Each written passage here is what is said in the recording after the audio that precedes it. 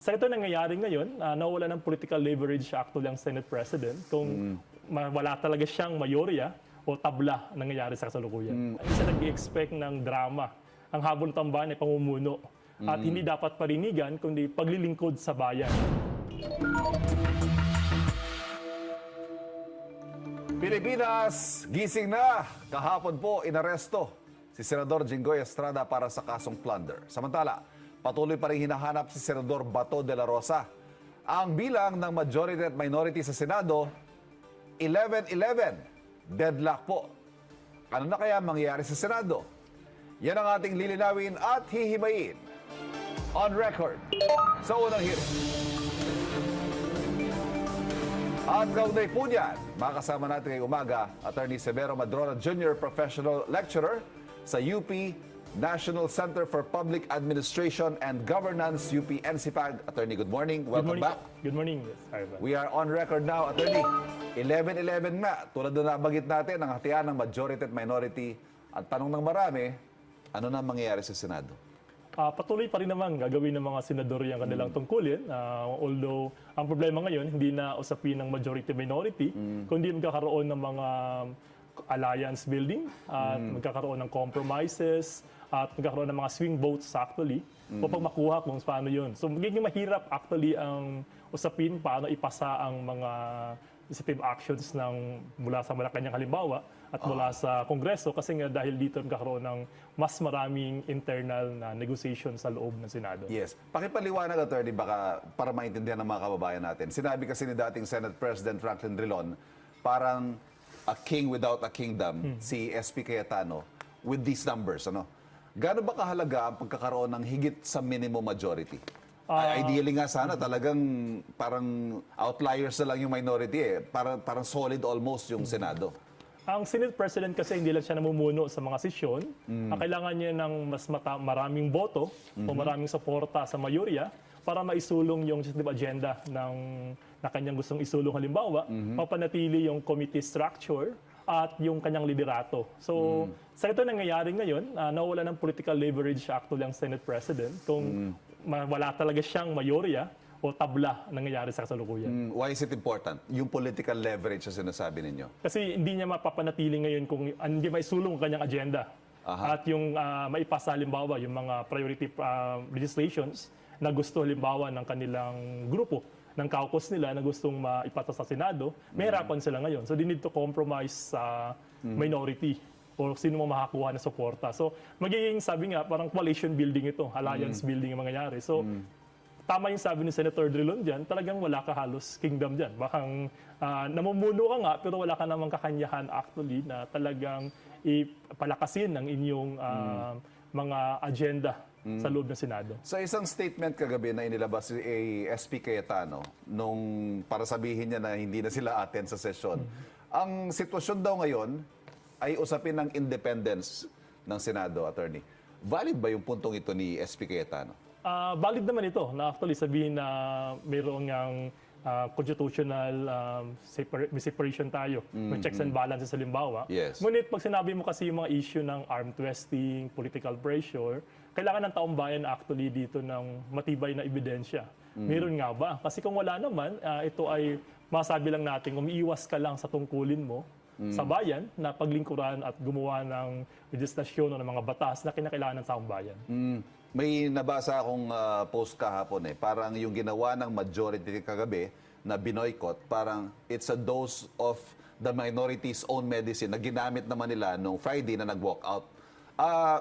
From here on, pwede na bang gamitin ng majority block yung kawalan ng quorum para pigilan yung anumang pagtatangkang palitan ang liderato ng Senado? Isa ito sa parliamentary tactics na pwede nilang gawin, ngunit hindi ito permanenteng paraan. Kasi sooner or later, hahanapan sila ng taong bayan na hanggang kailan ito? Kailan mo bang pwedeng gawin ang iyong tungkulin sa taong bayan na sinumpaan mo yan, sa constitution yan, at dahil sa pinipilit mo lang na huwag magkaroon ng change ng liderato o dahil lang iniisip mo yan, ayaw mo nang gawin yung, hindi ka napapasok ngayon doon sa mismong sesyon ng Senado. So, again, it's only maybe temporary, but it cannot be partial kasi sooner or later, people will call you up actually, no. Kailangan gawin mo tong constitutional duty mo bilang senador. May na-violate ba sa rules, Attorney? sa hindi pagdalo ng majority kahapon? Wala naman. Actually, wala mong nakitang violation doon. Ito again, ay sabi ko nga, parliamentary tactics siya Yes. na pwedeng gawin naman talaga ng mga grupo o mga alliances man. Pero sabi nga, parang ang kawawa dito yung taong bayan. Kasi tayo yung iniasahan natin ang ating mga senador ay gawin na kanilang tungkulin, ngunit dahil sa ganitong usaping politikal, ay hindi nila ito ginagawa. In response, naglabas ng strongly worded statement ang minority. Ang sabi naman nila, this is not about Senate independence, kundi pag-boycott sa duty. Tapos, ito pa, pinatayan daw sila ng aircon at internet, yung Senado kagabi, attorney. Para ang petty. Actually, nakakalungkot ang ganitong sitwasyon dahil lumilihis ito sa tunay tungkulin na labot ng mga senador. Maraming issues ang hindi natalakay kagabi dahil lamang sa nangyaring ito. So, para ang mga tao kasi, ang taong bayan, nanghinga siya, hindi siya nag-expect ng drama. Ang habol ng taong bayan ay pamumuno. At hindi dapat parinigan, kundi paglilingkod sa bayan ang dapat gawin actually ng mga senador natin. Ang nagiging laro ngayon, parang power struggle, ano? At naiipit in the middle, yung mga tao na walang na-accomplish ang Senado dahil sa power struggle nila, no? Tama po ito. Kasi nawawala yung ating agenda, nawawala yung mga priority bills dapat na kailangang maipasa ng Senado na galing sa Kongreso, galing sa Malacanang. So, dahil ito sa kawalan nga ng mayorya o kawalan actually ng hindi na ginagawa ang kanilang tungkulin. Most analysts, attorney, look at this in the context of the impending impeachment. Ano? Paano ba maapektuhan ng mga pagbabago sa alyansa, sa alliances at posibleng pag-aresto ng iba pang mga miyembro ng majority yung impeachment trial ni VP Sara? Tiyak na maapektuhan ito kasi we need 16 votes kung sakali mga conviction, halimbawa, yung inaasahan ng mga tao. So, kailangan mong every vote counts. So, kung mawawalan ka kasi ng pakunti-konti ng boboto at hindi sila dumadalo, halimbawa, lalong mahirapan yung pagbuo nito. So, kailangan talaga dito alliance building, compromises, at internal, yung mga swing votes na sabi natin, ang mag-create talaga patungo dito. So, ang inasahan natin dito ay sana naman tumaas yung level ng mga senador mula sa kanilang political alliances at gawin nila ang constitutional duty. Kasi ang impeachment ay isang constitutional process. So kailangan maging patas ito, matibay na ebidensya ang kailangan at naayon sa batas ang mangyayari. Nabanggit niyo yung compromises, attorney, just a bit on that point. Ang claim ni Senador Jinggoy, inalok daw siya na hindi ka nakakasuhan basta lumipat ka sa majority. Parang may ganong wheeling and dealing nga behind closed doors para makakuha ng alliances, para mapalitan ng Senate leadership. What does this say with how the Senate works? Again, isa ito sa kailangan ng matibay na ebidensya. Totoo nga bang sinabi, ano bang nangyayari ito? But again, it's a normal and democratic process talaga na mag-create ng mga alliances o kaya magkaroon ng mga possible compromises nga tungkol sa mga... But it should never be transactional. In a perfect world, kasi halimbawa, this is about accountability, for example. Exactly. This is about the rule of law. Opo. So dapat talaga, yun nga, tama-tama, hindi siya transactional talaga. It should be based, kung may compromises man, ay because again of your agenda, halimbawa, hindi not never to hide you from criminal liability or accountability. Nagpahayag ng pagkadismaya si Pangulong Marcos sa mga nangyayari sa Senado. As a public administration expert and as a citizen of this country, paano niyo ito tinitingnan, attorney? Nakakalungkot ito dahil ang Senado ay isa sa mga mahalagang haligi ng ating demokratikong sistema. So, lahat naman ng institusyon ay dumadaan ng krisis. Ngunit ang inasahan natin sa krisis na ito ay makakalabas ba o matibay ba ang Senado na magampanan ng kanyang constitutional duty, na maging malaya, maging patas, at naayon sa saligang batas ng kanyang mga tungkulin.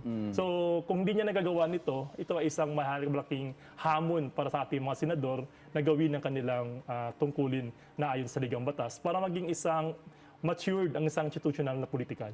And again, more on that point, ang sinabi ng Presidente, I hope the Senate figures this out the soonest. Figure it out, attorney. Ano ba dapat?